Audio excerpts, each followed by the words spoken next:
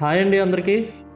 మనం స్కూల్లో ఉన్నప్పుడు రోజు అసెంబ్లీలో ఇండియా ఈజ్ మై కంట్రీ అని ఒక ప్రతిజ్ఞ చేసేవాళ్ళం కదా, గుర్తుందా? దాన్ని ఇంగ్లీష్లో ప్లెడ్జ్ అంటారు. అసలు ఈ ప్లెడ్జ్ అనే పదానికి సరైన అర్థం ఏమిటి? ఇది కేవలం స్కూల్ పిల్లలకైనా లేదా అందరికీ అవసరమా అనేది ఈ వీడియోలో మనం తెలుసుకుందాం. అంటే సింపుల్గా చెప్పాలంటే ప్లెడ్జ్ అంటే ఒక బలమైన వాగ్దానం లేదా ఒక పవిత్రమైన మాట ఇవ్వడం అన్నమాట. తెలుగులో దీన్ని ప్రతిజ్ఞ లేదా శపథం లేదా హామీ అని కూడా అంటారనమాట. సో దీనికి డెఫినేషన్ ఏంటంటే ఏ సోలెమ్ ప్రామిస్ ఆర్ అండర్టేకింగ్ అని. అంటే ఇది ఒక విషయాన్ని గట్టిగా చేస్తానని, చేయనని లేదా ఇస్తానని మాట ఇవ్వడం లేదా అధికారికంగా ఒక హామీ ఇవ్వడంని సూచిస్తుందన్నమాట.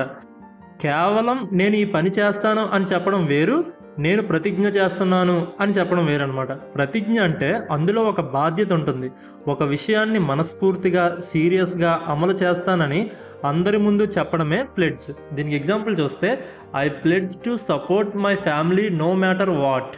అంటే నేను ఏ పరిస్థితిలోనైనా నా కుటుంబానికి సహాయం చేస్తానని ప్రతిజ్ఞ చేస్తున్నాను.